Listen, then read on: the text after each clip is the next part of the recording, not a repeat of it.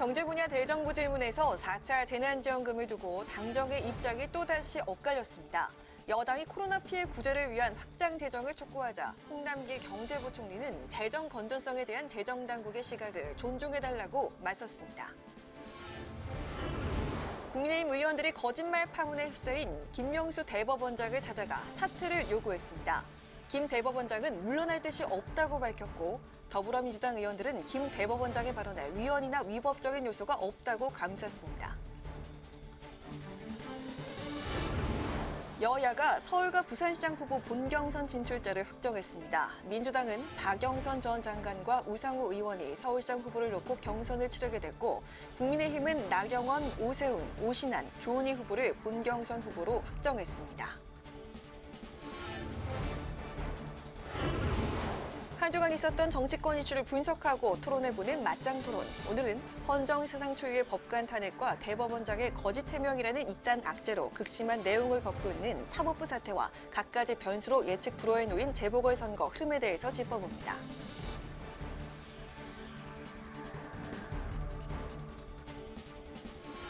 여러분 안녕하십니까? 2월 5일 의정 종합뉴스 뉴스엔 시작하겠습니다. 오늘은 국회 대정부 질문 중계 관계로 조금 늦게 시작합니다. 이틀째 진행된 국회 대정부 질문, 오늘은 경제 분야였는데요. 4차 재난지원금 문제와 관련해 당정이 또 다른 목소리를 냈습니다. 여당 의원들의 확장 재정 요구에 홍남기 경제부총리는 재정 건전성을 살펴봐야 하는 입장을 헤아려 달라고 했습니다. 어제 발표된 부동산 정책에 대해선 야당 의원들이 정부 정책이 뒤늦게 공급으로 선회했다고 비판했습니다. 장정현 기자가 보도합니다. 전국민 보편 지원과 선별 지원을 병행하자는 민주당 이낙연 대표의 4차 재난지원금 지급 계획으로 불거진 당정 엇박자 논란은 오늘 국회 경제 분야 대정부 질문에서도 이어졌습니다. 여당 의원들은 코로나19 피해 구제를 위한 재정 당국의 역할을 주문하며 확장 재정을 촉구했습니다. 국가의 곳간을 책임지는 사명을 갖고 열심히 일하는 건 저는 존중합니다. 하지만 국가의 곳간 못지않게 국민의 곳간도 함께 고민하고 생각해야 된다 생각하거든요. 국가의 곳간과 국민의 곳간을 함께 생각해주는 그런 전향적인 기재부가 되기를 원하겠습니다. 홍남기 경제부총리는 확장 재정 정책을 펼치는 데에는 동의하지만 재정 당국이 재정 건전성을 보는 시각도 존중해달라며 입장을 굽히지 않았습니다. 재정을 맡고 있는 입장에서 재정의 수지라든가 국가 채무라든가 또는 재정 건전성 문제를 같이 보지 않을 수 없다는 그 입장도 좀 헤아려 주시기를 부탁을 드리고요. 코로나로 피해를 입은 자영업자의 손실보상 제도화 과정에서 소급 적용을 요청하는 목소리도 나왔지만 정세균 국무총리는 어렵다는 입장을 분명히 했습니다. 당장 일어나고 있는 일에 대해서 그때까지 기다렸다. 언제 될지도 모르는 것을 그때 기다려서 소급한다고 하는 것은 비현실적이라는 게 제 인식입니다. 네, 그 말이 지금까지 영업 제한을 받은 분들에 대해서 대못을 받고 있습니다. 야당 의원들은 어제 발표된 2사 부동산 대책을 지적했습니다. 정부가 갑자기 공급으로 부동산 정책을 선회했다며 뒤늦은 정책이라고 비판했습니다. 결국 지금까지는 수요 공급 중에서 수요에 대한 판단을 잘못했다는 의미입니까? 수요에 대해서 충분히 다양한 요구를 반영하지 못한 그 말이 곧 잘못했다는 의미입니다. 어제 발표한 주택 정책은 초상나고 나서 3일장 다 치르고 나서 이번에 누가 죽었노? 하는 그런 격이에요. 이와 함께 국민의힘 TK 지역의 김희국 의원은 정부 여당에 이어 국민의힘 김종인 비상대책위원장도 지지 의사를 밝힌 가덕도 신공항 특별법에 대해 국책 사업을 사전 타당성 조사 없이 몰아가면 안 된다며 공개적으로 반대 의사를 밝혔습니다. 그러나 변창흠 장관은 특별법이 통과되더라도 기본적으로 타당성 조사나 기본 계획성 수립, 이후 행정적 절차가 진행될 것이라고 설명했습니다. 국회방송 장장현입니다. 국회 외교통일위원회가 인사청문회를 열고 정의용 외교부 장관 후보자에 대한 자질을 검증했습니다. 정 후보자는 한반도 비핵화 진전을 위해 외교력을 집중하겠다고 강조했는데요. 김정은 북한 국무위원장도 비핵화 의지가 있는 것으로 판단하고 있다고 밝혔습니다. 김동길 기자의 보도입니다. 정의용 외교부 장관 후보자는 김정은 북한 국무위원장의 비핵화 의지 판단 근거로 김 위원장이 영변 핵시설 폐기에 대한 분명한 약속을 했고 핵과 미사일 실험 중단 약속도 계속 지키고 있다고 밝혔습니다. 김정은 위원장이 분명히 약속을 했습니다. 저한테도 했고 우리 대통령께 더 확실하게 했습니다. 정상 차원에서. 개방하겠다. 들어와서 다 봐라. 영변 완전히 들어와서 봐라. 남측도 들어와서 좋다. IAEA 전문가도 좋다. 다 들어와서 확실하게 하자. 대북 정책은 실패했다는 국민의힘의 주장에 대해서는 적극 반박했습니다. 북한의 위협에서 벗어나 한반도 평화가 유지되고 있다고 강조했습니다. 그 어느 때보다도 한반도의 평화가 일상화됐다고 저는 평가합니다. 북한의 도발이 일치가 없었다 하는 점만 해도 우리 국민들이 얼만큼 안정된 분위기 속에서 생활할 수 있나. 여야 의원들은 한반도 평화 프로세스 진전을 위해 한미 관계 강화를 적극 주문했습니다. 보다 적극적인 행보를 통해서 북미 관계를 움직이고 한반도의 역할을 키워나가는 것들이 필요하다고 생각합니다. 미국이 향후 대외 정책의 우선순위를 정하는 데 있어서 이 한반도 문제가 대외 정책의 후순위로 밀리는 거 아니냐는 그런 걱정, 그런 관측이 뒤따라 나오기 때문입니다. 정 후보자는 북미 대화 조기 재개를 통해 실질적인 비핵화 진전의 토대를 마련하는 데 외교력을 집중하겠다고 강조했습니다. 또 청와대 국가안보실장 재직 당시 북한 원전 건설 의혹에 대해선 보고서를 본 적도 없고 작성을 지시한 적도 없다고 밝혔습니다. 국회 방송 김동길입니다. 여야가 4.7 서울 부산시장 보궐선거 후보 공천을 위한 경선 대진표를 확정했습니다. 본경선의 막이 오르면서 후보들 간의 경쟁도 한층 치열해질 전망입니다. 보도에 박지영 기자입니다. 더불어민주당은 서울시장 경선 진출자로 박영선 전 중소벤처기업부 장관과 우상호 의원을 확정했습니다. 두 후보는 3년 전 지방선거에 이어 다시 한번 경합을 벌이게 됐습니다. 부산시장 경선은 김영춘 전 국회 사무총장과 변성환 전 부산시장 권한대행, 박인영 전 부산시의회 의장 3파전으로 치러집니다. 민주당은 이들 후보를 대상으로 권리당원 투표 50%와 일반 유권자 투표 50%를 합산해 3월 초 최종 후보를 선출할 예정입니다. 광역단체장은 1위 후보자가 과반 미만 득표 시에는 결선 투표를 진행하기로 했습니다. 추후 경선을 통해 당무위원회 인준으로 후보자가 최종 확정됩니다. 국민의힘은 본경선을 치를 서울시장과 부산시장 후보를 각각 4명으로 압축했습니다. 서울시장 경선에는 나경원, 오신환 전 의원과 오세훈 전 서울시장, 조은희 서초구청장이 진출했고 부산시장 후보 자리를 두고는 박형준 동아대 교수와 박민식, 이현주 전 의원, 박성훈 전 부산시 경제부시장이 대결을 벌입니다. 국민의힘은 1대1 맞짱 토론 등이 예정된 본경선을 시작으로 흥행몰이에 나선다는 계획입니다. 집권 5년차 문재인 정권을 심판하는 중차대한 의미를 갖습니다. 국민의힘은 국민의 뜨거운 열기에 상응하는 경선의 품격을 보여주시기 바랍니다. 국민의당 안철수 대표와 금태섭 전 의원은 제3지대 후보 단일화를 위한 실무진을 구성해 이번 주말부터 본격적인 협상에 착수할 전망입니다. 설 민심을 잡기 위해 설 연휴 전 TV 토론회 등을 개최하는 방안이 유력하게 검토되고 있는 것으로 알려졌습니다. 국회 방송 박지영입니다. 여야의 법관 탄핵 공방이 김명수 대법원장으로 옮겨붙었습니다. 김 대법원장의 거짓말 논란에 국민의힘을 사퇴해야 한다고 압박했고 더불어민주당은 위법은 없다고 옹호했습니다. 임성근 부장판사 탄핵안 가결에 대한 공방도 이어졌습니다. 김희연 기자가 보도합니다. 국민의힘은 김명수 대법원장의 사퇴를 촉구하며 총공세에 나섰습니다. 김종인 국민의힘 비상대책위원장은 긴급 기자회견을 열어 김 대법원장이 납득할 수 없는 사유로 임 판사의 사표 수리를 거부하면서 직권을 남용했다며 사퇴를 촉구했습니다. 대법원장은 정치적인 상황을 살펴야 한다고 말했습니다. 반헌법적인 발상이자 대법원장 스스로 법복만 걸친 정치꾼임을 고백한 것입니다. 법사위 소속 국민의힘 의원들은 대법원을 방문해 김 대법원장에게 직접적으로 사퇴를 요구했습니다. 김도부 의원은 대법원장의 결단을 촉구했지만 김 대법원장이 물러날 의사가 없다는 듯이 대답했다고 전했습니다. 국민의힘은 오늘부터 대법원 앞에서 김 대법원장 사퇴를 촉구하는 1인 릴레이 시위를 벌이기로 했지만 탄핵소추안 발의는 부결될 가능성이 커 신중히 검토하기로 했습니다. 민주당 지도부는 김 대법원장과 관련한 발언을 자제했지만 당내에서 김 대법원장을 감싸는 목소리가 쏟아졌습니다. 그러니까 탄핵이라는 헌법 절차가 국회에서 논의가 되고 있었던 상황이거든요. 예. 그럴 때 이제 예를 들어서 사표 수리를 바로 한다. 네. 그러면 사실상 이게 입법부를 무시한 사법부의 처신이 될 수도 있는 거죠.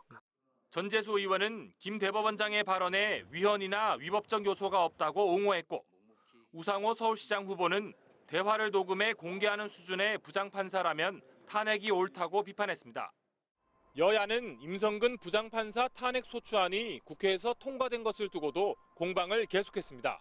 이번 법관 탄핵은 견제와 균형의 원칙 아래 삼권분립 민주헌정 체제가 처음으로 작동했다는 역사적 의미를 갖는다고 생각합니다. 헌정사에 두고 오점이 될 불법 탄핵, 부실 탄핵을 민주당이 일사불란하게 해치웠습니다. 헌법재판소는 임판사 탄핵 소추안에 사건 번호를 정식 부여하고 사건 주심을 정해 본격적인 심리에 착수했습니다. 국회 방송 김희연입니다.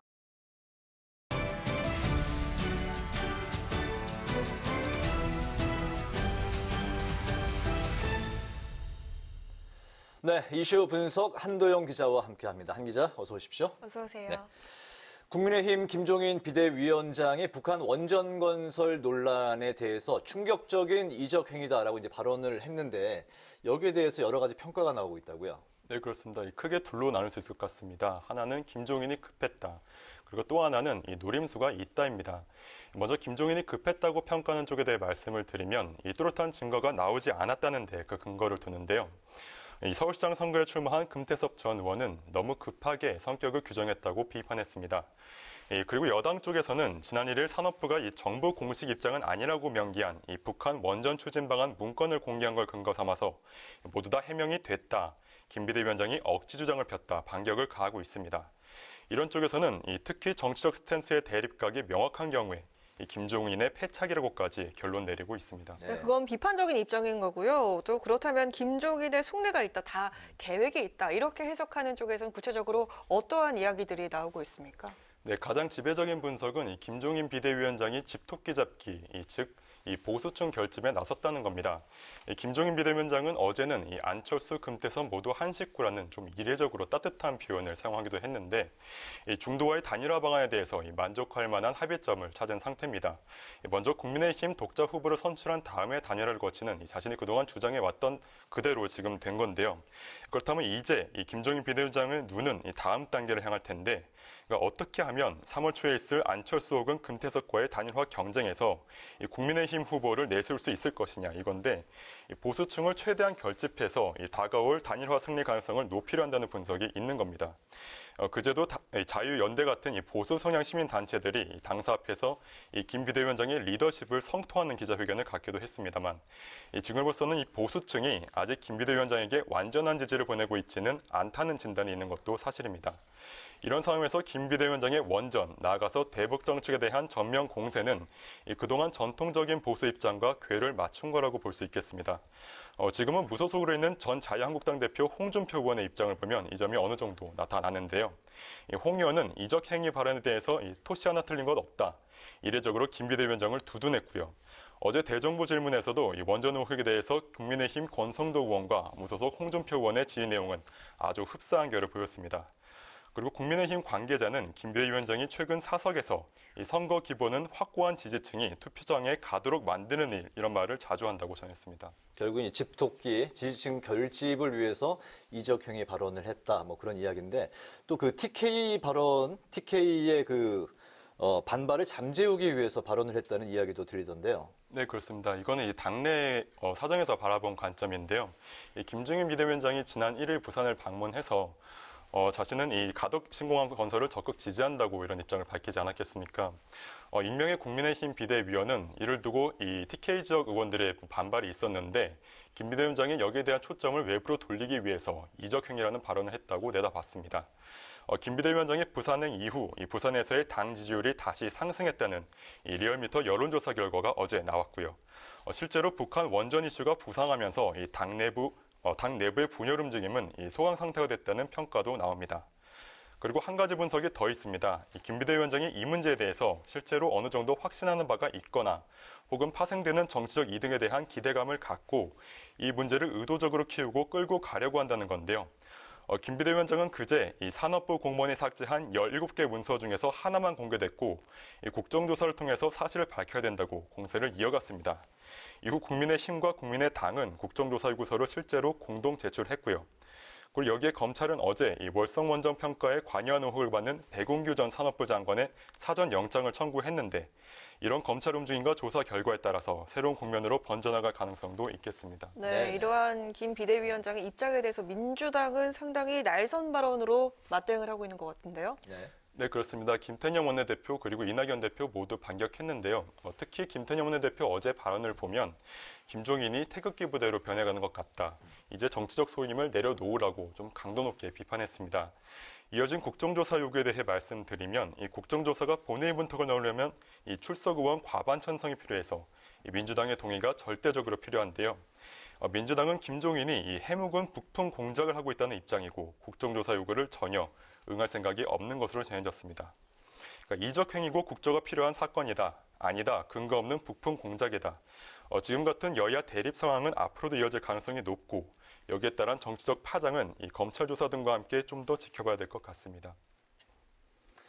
네, 오늘 이슈 분석은 북한 원전 건설 관련 그 논란과 이에 대한 국민의힘 김종인 비대위원장의 강경 발언에 대해서 살펴봤습니다. 한도영 기자 수고했습니다.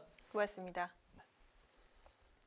대나무를 주제로 새로운 소리와 악기, 공예 작품을 감상할 수 있는 전시회가 국회에서 열렸습니다. 이번 2월 한 달 동안 국회의원회관 아트갤러리에서 열리는 대나무 조형물 작품전 임채원 기자가 소개합니다.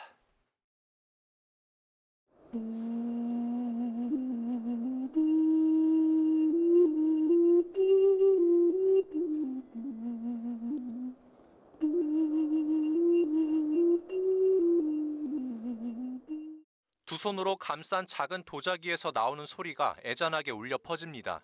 도자기는 흙으로 만든 전통 국악기 훈을 복원해 12음정을 모두 낼 수 있도록 개량한 송운입니다. 원래는 5개의 지공을 갖고 있는 악기입니다.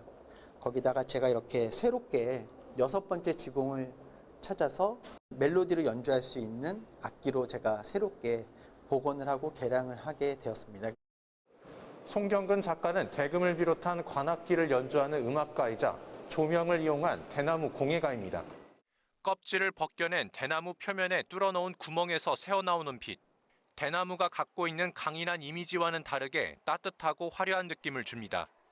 전남 담양에서 자란 대나무 5개를 엮어서 만든 이 작품은 한 땀 한 땀 뚫어놓은 점을 연결하면 한 마리의 큰 참치가 됩니다.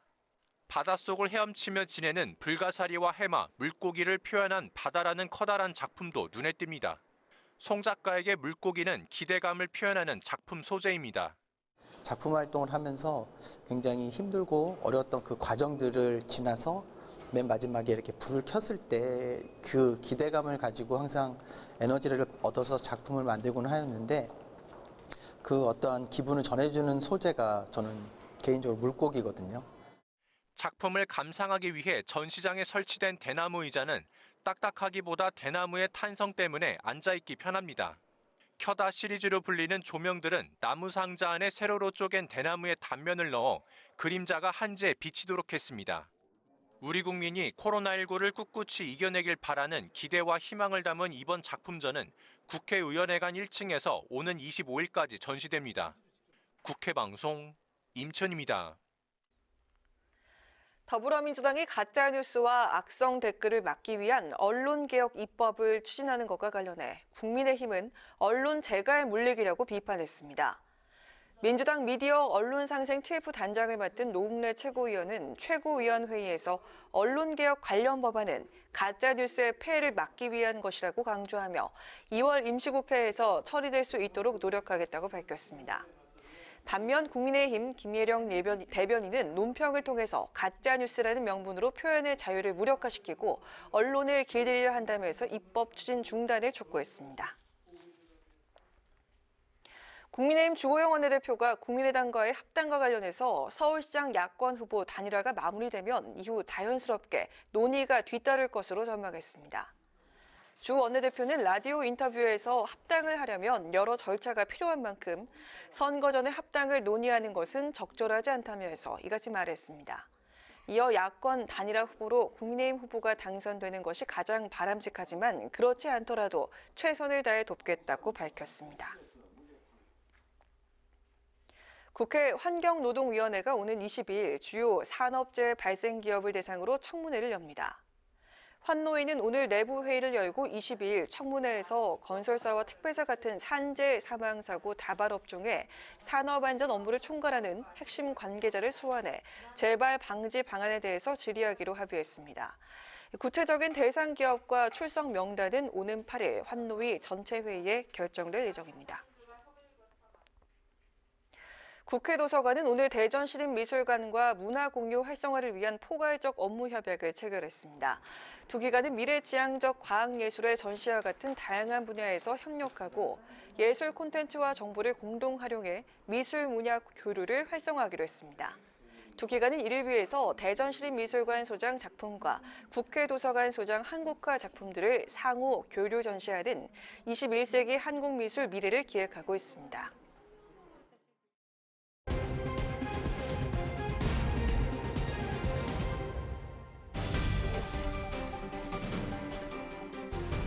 강아랑의 정치톡 시간입니다. 2월 5일 시선을 집중시킨 정치 뉴스는 무엇이었는지 지금부터 만나보시죠. 오늘의 첫 번째 정치톡은 원조 친노의 모두까기입니다. 대표적인 원조 친노 인사죠. 유인태 전 국회 사무총장이 선거를 앞두고 민심 잡기에 한창인 여야를 향해서 따끔한 일침을 가했습니다. 어떤 내용이었을까요? 김종인 비대위원장이 좀 합리적이고 신중한 분인데 뭐 그래 급했는지 이제 오래된 얘기 아니에요. 네. 급조됐다는 느낌이 들고 친일 프레임 그것도 좀 아이고 좀 유치하고 그래 그렇게 보이네요. 예. 대통령 임기 말에 치러지는 선거에 굉장히 어려운 선거일 거다 했는데 귀책 사유도 여기 있는데다 당헌까지 고치고 해서 저는 뭐 저번에도 민주당이 후보 안 내는 게 옳다고 그런 얘기를 했는데. 여야를 동시에 저격한 유 전 총장, 서울시장 보궐선거 판세와 관련해선 국민의힘 후보의 경쟁력이 약하다고 평가했습니다. 오세훈 후보는 염치가 있으면 다시 나오면 안 되는 사람이었고 나경원 후보는 총선을 망친 투톱이었다며 오히려 주목할 만한 후보는 지난 지방선거 때 국민의힘 후보로 서울에서 혼자 당선이 된 조은희 서초구청장이라고 평가했습니다. 이어서 여당의 차기 대선 후보군과 관련해서는 이번 보궐선거가 끝나면 586 세대 여럿이 대선 레이스에 등장할 것이라고 내다봤는데요. 5명 안팎의 인물들이 대선을 준비하고 있다며 대선판이 흔들릴 수 있을 것이라고 전망을 했습니다. 변화무쌍한 우리 정치 상황에 원로의 예언은 언제나 관심을 끌기 마련이죠. 4.7 보궐선거와 대선 레이스를 내다보는 유 전 총장의 예언, 과연 적중할까요? 이어서 오늘의 두 번째 정치톡입니다. 바로 당정 한 몸은 옛말입니다. 그동안 찰떡호흡을 자랑해왔던 이낙연 대표와 홍남기 경제부총리의 관계가 4차 재난지원금을 놓고 흔들리고 있다는 소식 어제 정치톡을 통해서 전해드렸었는데요. 오늘은 한 발 더 나아가서 민주당 지도부가 발상의 전환이 필요한 때라며 홍 부총리를 재차 압박해 재난지원금 기선제압에 나섰습니다. 과거의 방식과 기준으로는 코로나 위기에 대처할 수 없습니다. 발상의 전환과 대담한 결단이 필요합니다. 밀물이 들어오면 모든 배가 함께 뜹니다. 재정의 역할도 이뤄해야 합니다. 피해보상 지원과 경기 진작 지원 동행 방침에 대해 받아들이기 어렵다며 공개적으로 반대했습니다. 표현을 절제했다고 하지만 더 중요한 것은 기재부의 실무 판단만이 옳다는 자기 확신을 절제하는 것입니다. 오늘 아침 민주당 최고위원회의에서는 제4차 재난지원금 보편 선별지급 병행에 반대 의견을 낸 홍 부총리를 공개 저격하는 발언들이 쏟아졌습니다. 위기에는 위기답게 절박한 자세로 재정의 역할을 더욱 강화함으로써 국민의 삶과 경제를 지켜야 한다고 촉구했는데요. 당내 일각에서는 홍 부총리의 사퇴론까지 공개적으로 제기되는 등 당정 간의 갈등의 골이 깊어지는 모습입니다. 정부 여당은 한몸이란 점에서 이번 당정 간의 파열음은 여러 우려를 낳고 있습니다. 4차 재난지원금 지급에 대한 여당의 변함없는 입장과 홍 부총리의 완강한 반대가 맞물려서 당정 간의 진통은 한동안 지속될 것으로 예상되고 있습니다. 문재인 정부 들어서 당정 간의 극명한 입장차가 공개에 표출된 건 이번이 사실상 처음이란 점에서 적지 않은 파장이 예상되고 있습니다. 재정 악화를 우려하는 기재부와 신속히 취인의 민생을 살려야 한다는 민주당의 첨예한 이견은 과연 접점을 찾을 수 있을까요? 네, 이어서 오늘의 세 번째 정치톡은 임창용, 오승환이 소환된 까닭은입니다. 헌정사상 초유의 법관 탄핵 열차가 출발하면서 후폭풍이 불고 있는 가운데 과거 유명 야구 선수들의 이 사건도 다시금 소환이 되는데요. 어떤 사건일까요? 피소추자는 유명 야구 선수 원정 도박 사건에서 이미 공판 절차 회부라고 종국 보고까지 이루어졌음에도 다시 공판 절차 회부를 철회하고 벌금형을 발령하도록 유도함으로써 위 각 재판에 위법하게 관여하였습니다. 이 의원이 언급한 해당 사건은요, 지난 2014년 마카오 카지노에서 4천만 원대 도박을 벌인 혐의로 기소된 프로야구 오승환, 임창용 선수의 해외 원정 도박 사건을 말합니다. 당시 검찰은요, 두 선수에게 단순 도박 혐의를 적용해 약식 명령을 법원에 청구했습니다. 검찰이 약식 기소하면 법원은 재판을 열지 않고 수사 기록 검토만으로 벌금을 물리는데요.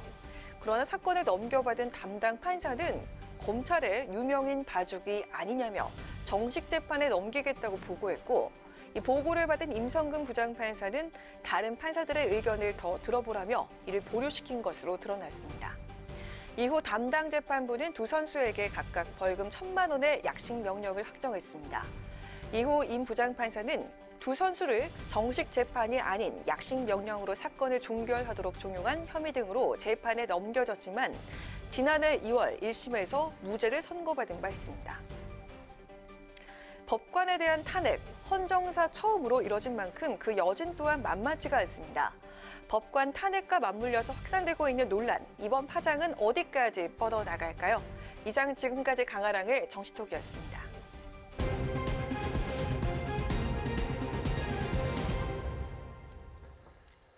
네, 이번 순서는 한 주간의 정치권 이슈에 대해서 뜨겁게 토론해보는 뉴스엔 맞짱 토론입니다. 날카로운 분석과 뜨거운 토론을 펼쳐주실 두 분, 김경진, 이상일 전 의원 나오셨습니다. 두 분 반갑습니다. 네, 반갑습니다. 네. 사법부의 최고 수장 김명수 대법원장의 리더십이 위기에 직면했습니다. 임성근 부장판사의 사표를 반려하면서 탄핵을 언급한 사실이 녹취록 공개로 드러났는데요. 김 대법원장의 거짓 해명 파문, 그리고 이번 사태 어떻게 바라보고 계십니까? 그러니까 이제 큰 틀에서 쟁점은 세 가지인 것 같아요. 하나는 이게 지금 임 부장에 대한 탄핵 소추 의결이 적절한 건가, 필요했는가, 이제 이게 하나가 있는 것 같은데요. 네.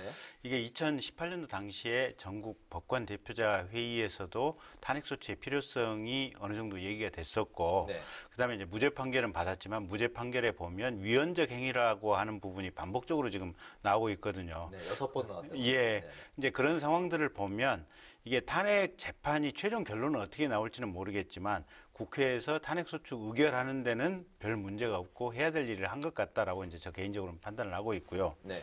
이제 두 번째, 지금 그러면 대법원장이 이 임 부장이 사표를 내겠다고 찾아왔을 때 사표 수리를 지금 안 했다는 거 아니겠습니까? 그러면 이 사표 수리를 안 한 것이 이게 합법적인지 불법적인지, 그러니까 적절했느냐, 이제 이 문제인데, 여기에 대해서는 논란이 좀 다양하게 있는 것 같아요.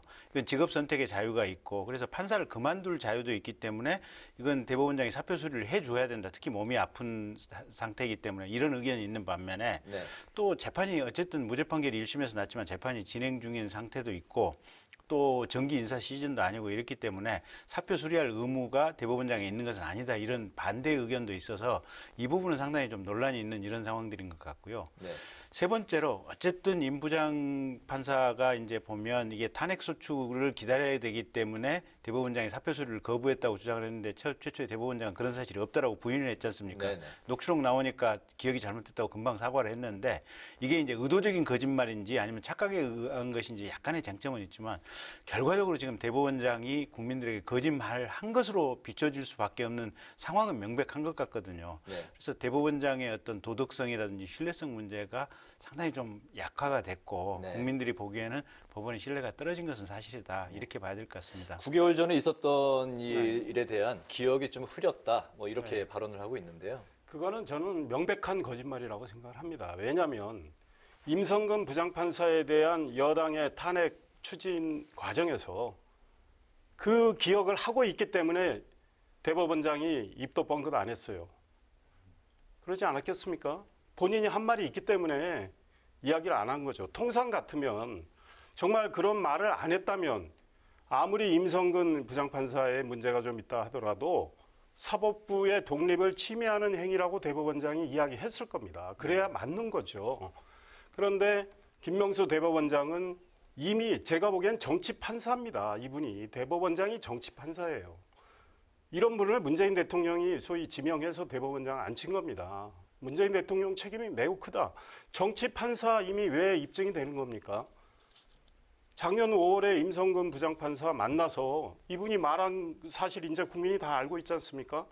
아, 정치 상황 때문에 내가 당신 사표를 수리하면 여당이 탄핵을 못하게 되는 거 아니냐. 그러니 내가 사표 수리 못하겠다. 이게 대법원장이 이게 할 일입니까? 사법부 독립을 지켜야 하는 분이. 그러니까 벌써 본인이 정치판사임을 그날 노출한 겁니다. 그래서 사법부 수장으로서 자격이 없고 대한민국 사법부의 망신을 대법원장이 지금 시키고 있고 다른 나라에서 저런 꼴이가 된 상황. 지금 법원에서 판사들이 지금 부글부글 끓고 있는 거 아니겠습니까? 그다음에 이제 임성근 부장판사에 대한 이 탄핵 추진이 과연 옳았느냐. 이거에 있어서 저는 탄핵 추진 굉장히 무리하다고 생각을 합니다. 지난번에 제가 지난주에 여당이 뭐 하겠다면 좋은데 이건 여당 입장이니까. 그러나 이 과연 사법부 독립에 대해서 여당이 제대로 인식을 하고 있는지 좀 묻고 싶다고 이야기를 했고 헌법재판소가 이거 만약에 2월 28일 임성근 부장판사가 물러나면 판단할 이유가 없다고 해서 각하를 할 가능성이 커 보이는데 저는 헌법재판소가 이거 판단을 그 2월 28일 전에 정말 판단 내려줬으면 좋겠어요. 이 정도 가지고 이걸 탄핵을 해야 되는 건지 네. 제가 보기에 이건 탄핵이 안 되는 겁니다. 노무현 전 대통령이 선거 중립 의무 위반했어요. 선관위에서 법 위반이라고 했습니다. 그거 가지고 탄핵을 했지 않습니까? 국회에서. 헌법재판소에서 그 인용하지 않았지 않습니까? 왜? 법은 위반했지만 대통령을 파면할 정도로 중대성이 없다고 판단했기 때문에 인용하지 않은 거거든요. 이것도 위헌적 핵이라는 지적은 있지만 판결문을 보면 공고나 조언 수준에 불과하다고 그랬어요. 그래서 재판의 독립을 침해하지 않았다고 본 거예요. 그래서 무죄 판결을 냈어요. 그러면 이게 탄핵 사유가 되겠습니까? 네네. 그래서 민주당의 이 탄핵 추진은 사법부 길들이기 위한 일종의 공갈형 탄핵이다. 저는 이런 생각합니다. 네. 그런데 김 대법원장이 그간 사법농단 사태 책임 문책에는 좀 소극적이지 않았습니까? 관련 법관들에 대한 탄핵 검토 목소리에는 침묵하고 자체 징계에도 미온적이었던 그가 정치권 눈치를 본 건 좀 앞뒤가 안 맞는다 이런 바로 지적이 있는데. 그 지적입니다. 네. 이분 임성근 부장판사에 대해서도 그 소위 말해서 징계 추진을 대법원장이 직접 지시해서 이루어져요. 그래서 견책이면 경미한 이제 징계가 이루어졌거든요. 그 경미한 징계가 이루어졌는데 그 부장판사에 대해서 정치권이 여당이 탄핵을 추진하는데 김명수 대법원장 아무 말도 하지 않고 있지 않습니까? 그러니까 결국 민주당을 의식한 이런 행동을 대법원장이 하고 있었던 거죠. 그리고 대법원장이 취임하고 나서 소위 사법농단과 관련된 이제 양승태 대법원장 네. 시절이죠. 그분들 지금 재판 결과 어떻게 나오고 있습니까? 유죄 받은 거 한 명도 없어요, 판사들이. 그런데 이와 관련해서 이거를 처리하는데 자체 대법원의 진상조사위원회가 구성이 됐잖아요. 그래서 진상조사를 해보니 이거는 큰 문제가 없다. 블랙리스트 확인되지도 않았고 이거는 뭐 소위 말해서 징계할 상황도 아니고 형사소치할 상황이 아니다라고 판단했는데 그걸 부족하다고 해서 검찰의 수사 의뢰해서 검찰의 수사를 소위 말해서 받도록 법원이 받도록 그 길을 열어준 분이 대법원장이에요. 이 대법원장이 이런 자격이 있는 건가? 그런데 알겠습니다. 그 검찰 수사 결과 지금 법원에서 판단이 다 무죄로 나오고 있잖아요. 그래서 대법원장이 문제인 거죠. 사법부의 독립을 스스로 훼손하고 있다. 그러면 여당은 말이죠. 임성근 부장판사가 판사의 재판의 독립성을 침해했다는 이유로 지금 탄핵을 추진하고 있는데 김명수 대법원장은 사법부의 독립을 정치권이 침해하도록 길을 열어주고 있는 거란 말이죠. 그러면 김명수 대법원장은 더 큰 탄핵을 추진받아야 되겠죠. 네네. 네. 김경진 의원님. 글쎄 이제 조금 아쉬운 대목이 대법원장께 분명히 있어요. 그러니까 사실은 그 녹취록을 봐도 좀 애매하잖아요. 표현들이 보면 탄핵에 대해서도 당신이 탄핵될 것이다라는 분명한 메시지가 있는 것도 아니잖아요. 보면.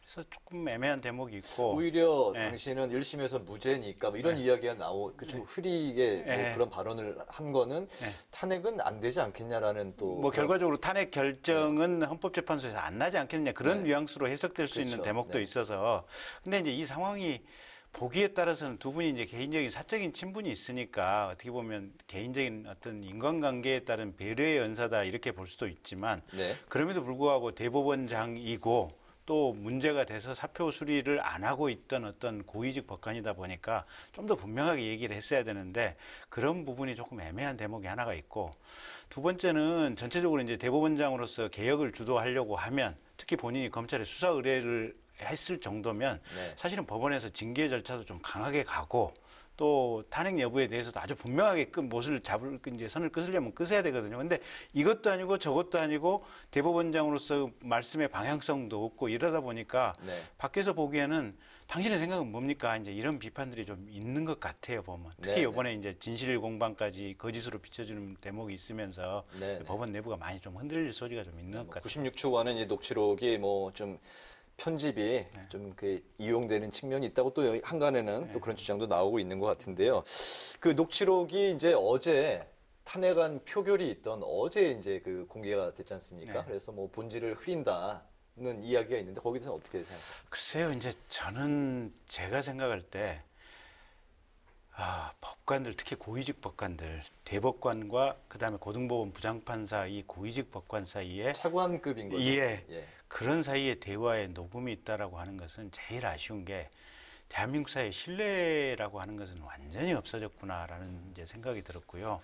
그래서 법원 내부가 신뢰가 상호간에 없어진다면 이거는 조직의 불안정성이 매우 커지면서 국가적으로도 그렇게 좋지 않은 상황들이거든요. 그래서 일단 좀 가슴이 아팠고요.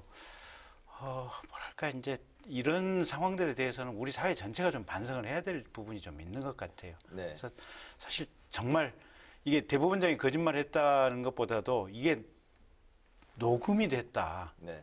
의도적으로 한 거 아니겠습니까? 그 상황 자체가 저로서는 정말 놀라웠었다는. 예전에 그 대법원장 청문회 때 뭐 그 도움도 받았던 뭐 그런 사이였다고 하는데 뭐 작심하고 녹취를 한 거잖아요. 어떻게 보십니까? 그러니까 이분의 설명은 본인이 이제 그만두겠다는 이 사유를 제대로 설명했는지 나중에 듣고 확인하기 위해서 또 김명수 대법원장이 이제 그에 대해서 어떤 반응을 보였는지 그러니까 아마 신뢰가 상실된 상황에서 녹음을 했다. 그러니까 녹음을 하고 녹음을 이렇게 소위 말해서 공개한 건 적절하지 않아요. 그런데 이분이 처음부터 공개할 생각은 없었어요. 기자가 취재를 해서 기사가 났을 때도 그 녹취나 이런 거를 물었을 때 그거는 뭐 확인해 줄 수 없다. 처음에는 녹음된 게 없다는 식으로 말을 했죠. 그러니까 공개할 생각이 없었는데 언론 보도에 대해서 김명수 대법원장이 자기는 탄핵이라는 이야기를 입에 꺼낸 적이 없다. 이렇게 대법원을 통해서 밝히니까 김명수 대법원장이 거짓말을 하니까 그리고 이제 본인은 바로 어제 탄핵을 이제 국회에서 소추안이 가결되는 상황이니까 녹취된 내용을 공개한 것인데 김명수 대법원장은 그 녹취된 내용에 따르면 좀 더 분명히 우리 김경진 의원님 말씀과 관련해서 어떻게 했냐면 탄핵은 그렇게 적절하지 않다는 취지로 이야기한 거예요. 자기는 탄핵에 썩 찬성하지는 않는다는 그 취지의 이야기가 있어요. 그런데 내가 당신의 사표를 수리하면 내가 욕을 먹지 않겠느냐, 여당으로부터 비난받지 않겠느냐, 그런 정치 상황을 내가 고려를 해야 된다. 그래서 수리 못하겠다는 그런 거죠. 그러니까 여당이 탄핵 추진하는 거에 대해서 본인은 찬성하지는 않지만 여당의 눈치를 볼 수밖에 없다. 정치 상황을 고려해야 된다는 게 그거 아니겠습니까? 그리고 내가 비난받을 상황을 초래할 스스로 이유가 없다. 그렇기 때문에 사법부 수장으로서 자격이 없다. 사법부의 독립을 정치 권력으로부터 정말 최일선에서 지켜야 하는 대법원장이 그런 사고방식을 갖고 있다는 게 충격적이에요. 그러니까 녹취된 내용이 왜 공개를 했느냐. 뭐 이거보다 대한민국의 사법부 수장의 사법부의 독립에 대한 인식, 이게 헌법 정신 아닙니까? 대한민국 헌법은 상권 분립을 명시하고 있고 사법부의 독립을 규정을 하고 있어요. 그런데 그걸 지키겠다는 정말 각오가 안 돼 있는 분의 대법원장의 그 인식이 드러난 게 충격적이고, 임성근 판사가 이 녹취록을 공개하기 전에 대법원장이 사실은 그런 상황에서 그런 이야기를 내가 했던 알겠습니다. 거다라고 이야기를 했다면 네네, 알겠습니다. 비난을 덜 받을 거예요. 어떻게 판사의 수장이 거짓말을 녹취록 하는 공개에 대한 이런 잘잘못보다는 김명수 대법원장의 발언에 문제가 그렇죠. 있다는 녹취록 공개 뜻으로. 행위에 대해서 적절하다고 뭐 제가 옹호할 생각은 없어요. 그러나 대법원장으로서 꼭 지켜야 하는 그 헌법 정신을 저버리고 있다라는 이 인식은 정말 놀랄 정도로 충격이다. 그래서 대법원장은 저 자리에 앉아 계실 이제 자격을 상실했습니다. 그 녹취록을 공개 이야기를 여당이 하는데요. 정말 이야기 한번 해볼까요? 채널 A 기자가 소위 말해서 한 말씀만 드리겠습니다. 채널 A 기자가 MBC 기자가 채널 A 기자와 소위 말해서 이철 씨의 제보자 관계된 그 제보자 지모 씨하고 채널 A 기자가 만나는데 MBC가 몰래 녹음을 해서 그거를 보도를 했지 않습니까? 그에 대해서는 아무 문제 제기를 안 하면서 마치 채널 A 기자가 무슨 공갈 협박한 것처럼 민주당은 몰고 있어요. 그러니까 민주당은 이율 배반이에요. 이번에는 왜 녹취를 했고 이걸 공개했느냐 이렇게 지적하는데 민주당 과거의 한 행위를 스스로 돌아보기를 바랍니다. 네, 알겠습니다. 예. 네, 다음 주제로 넘어가서 사법부 수장 파문에도 법관 탄핵 열차는 출발했습니다. 임 부장판사에 대한 탄핵 소추안이 국회에서 가결되면서 헌정사의 법관 탄핵을 처음으로 새겼는데요. 재판 개입에 대한 당연한 단죄다, 아니다, 여당의 사법부 길들이기다, 이렇게 목소리가 맞서고 있는데 의견 어떻습니까? 이건 이제 아까도 말씀드렸다시피 법원 내부의 전국 법관 회의에서도 탄핵의 가능성과 필요성에 대해서 언급이 있는 걸 보면 이거는 탄핵 당연히 할 수 있는 걸 했는데요. 다만 문제가 뭐냐면 조금 늦었어요. 그러니까 2018년도에 이 문제가 불거졌고 법관 대표자 회의가 있었으면 사실은 그때 했었어야 되고, 만약에 2018년도에 안 됐으면 21대 국회 출범 초기에 바로 했었어야 사실은 맞는 상황인데, 너무 늦게 하다 보니까 이게 오히려 어떤 시점을 가지고 법원에 대한 압박 수단으로 그냥 선택적으로 쓰는 것이 아니냐, 이제 이런 비판이 있기는 있는데, 그럼에도 불구하고 이 자체는 원론적으로 어쨌든 탄핵 심판을 받아봐야 될 부분들이고, 또 하나는 이것과 비슷한 행위들을 또 다른 판사들도 많이 했었단 말이에요, 보면.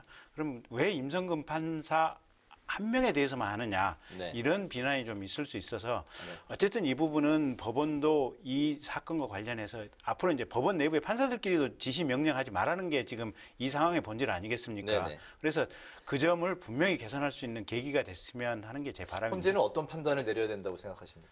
헌재가 지금 문제가 뭐냐면 2월 28일자로 끝나잖아요. 그럼 근데 이제 그 탄핵의 본질적인 효과는 이제 이 판사직을 면하는 건데, 판사직은 끝나는데 다만 이제 탄핵의 부수적인 효과가 변호사 개업 못하고 연금 문제라는 이런 것들이 있잖아요.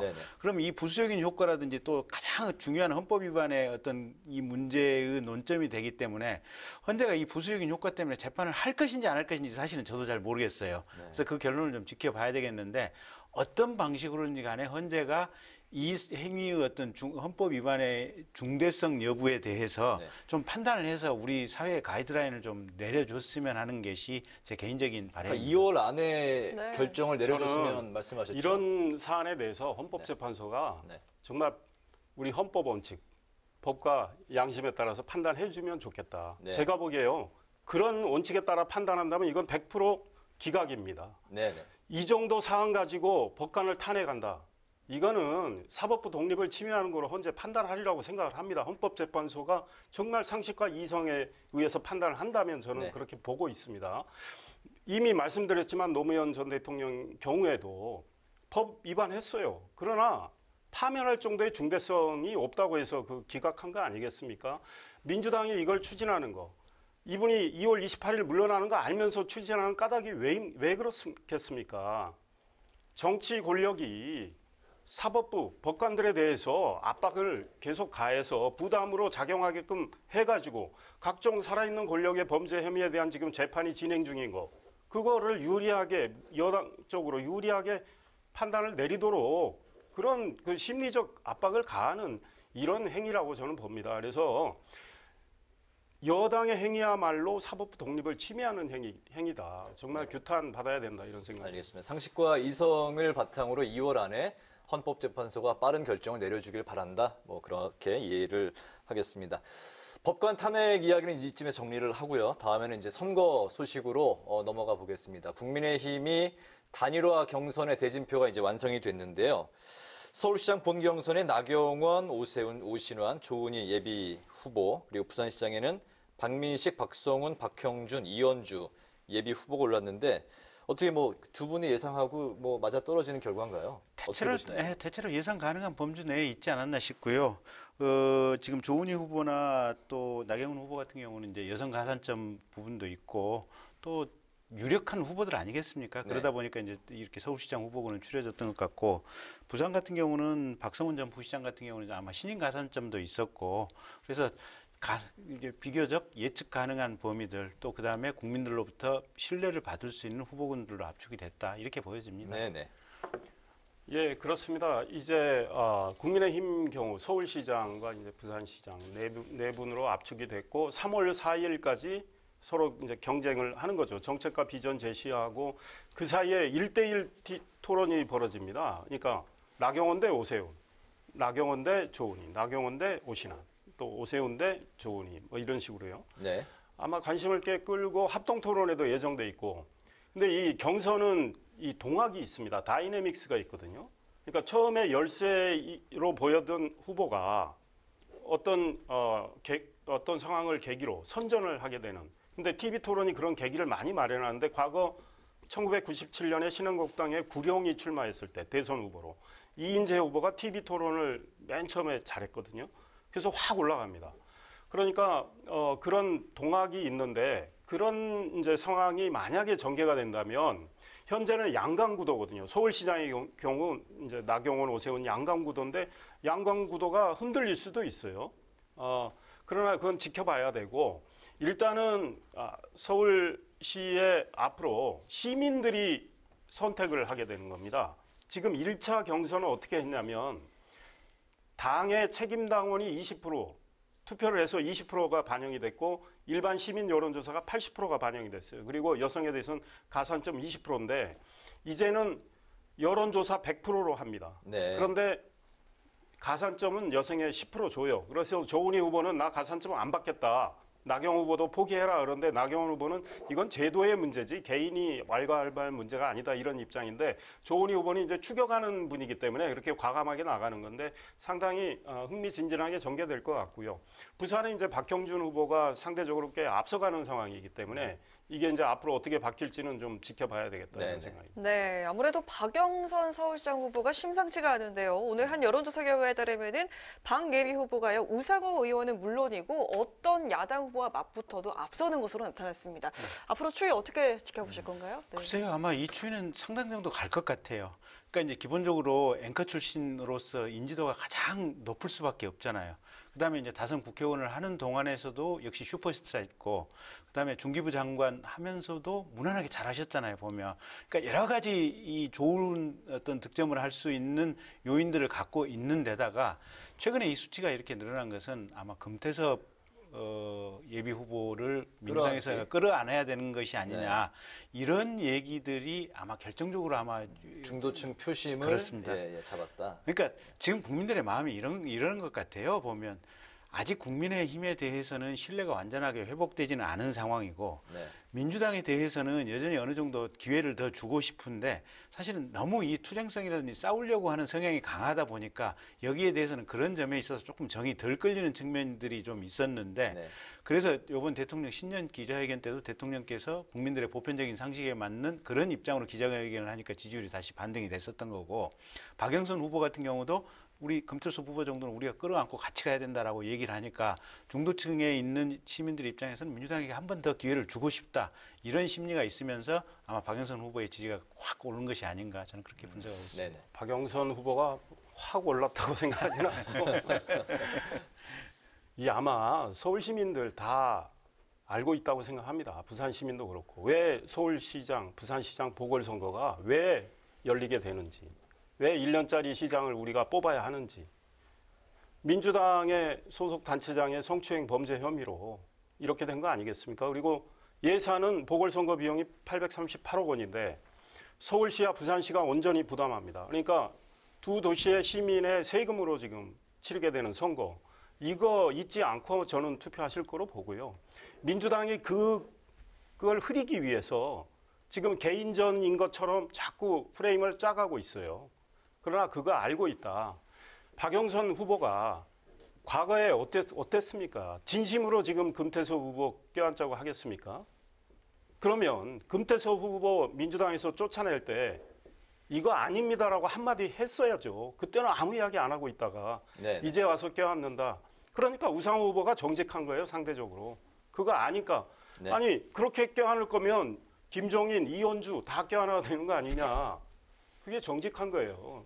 서울 시민들이 선거용 꼼수, 술수 이거 다 안다고 생각합니다. 지금 민주당이 홍남기 경제부총리 윽박 질러가지고 4차 재난지원금 이거 하겠다는 것도 국민 알고 있다고 생각합니다.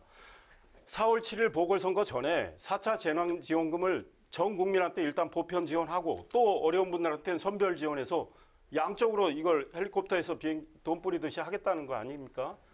이거는 선거용 돈 뿌리기다. 이거 안다고 생각합니다. 그러면 저는 두고 시민들께 받을 거 받고 찍을 때는 제대로 판단해서 찍으시라 이렇게 말씀드리고 싶어요. 네, 알겠습니다. 오늘 맞짱 토론은 법관 탄핵 그리고 보궐선거와 관련한 쟁점들을 이야기를 나눠봤습니다.